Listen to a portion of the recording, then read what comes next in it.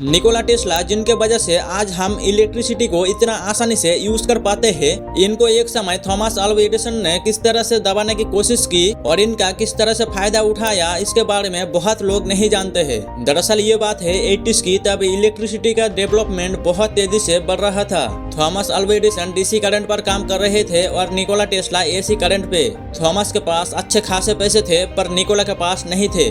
इसीलिए टेस्ला जब अमेरिका आए तो थॉमस ने टेस्ला को एक ऑफर दिया। थॉमस ने टेस्ला को कहा कि मैं डीसी जनरेटर पर काम कर रहा हूँ, अगर तुम इस जनरेटर को और ज्यादा बेटर बना दो तो मैं तुम्हें $50,000 दूंगा। अब टेस्ला के लिए ये बहुत अच्छा ऑफर था, क्योंकि वो जीनियस तो थे बट रिसर्च के लिए पैसे नहीं थे। इसीलिए वो थॉमस के ऑफर को एक्सेप्ट कर लेते हैं और उनके डीसी जनरेटर पर काम करने लगता है। टेस्ला ने पूरा 1 साल दिया और उस डीसी जनरेटर को फिर से रिडिजाइन करके उसे पूरा वर्किंग कंडीशन में करके थॉमस को पेश कर दिया। और उसके बाद जब टेस्ला ने थॉमस से बोला कि अब मुझे मेरा $50,000 दे दो, तो इसमें थॉमस ने देने से मना कर दिया।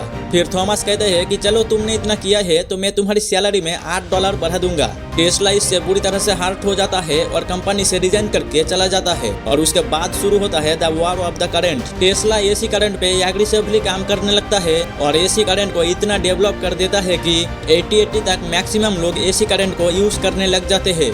बट थॉमस चाहते थे कि उनका डीसी करंट का एडॉप्शन बढ़े, इसीलिए वो प्रचार करने लगे कि एसी करंट हाई वोल्टेज का होता है, डेंजर होता है। पर टेस्ला ने जिस एसी करंट का इन्वेंशन किया था वो डीसी करंट के मामले में कई गुना ज्यादा बेटर था और इसीलिए टेस्ला के एसी करंट पर आज लगभग पूरी दुनिया चल रही है।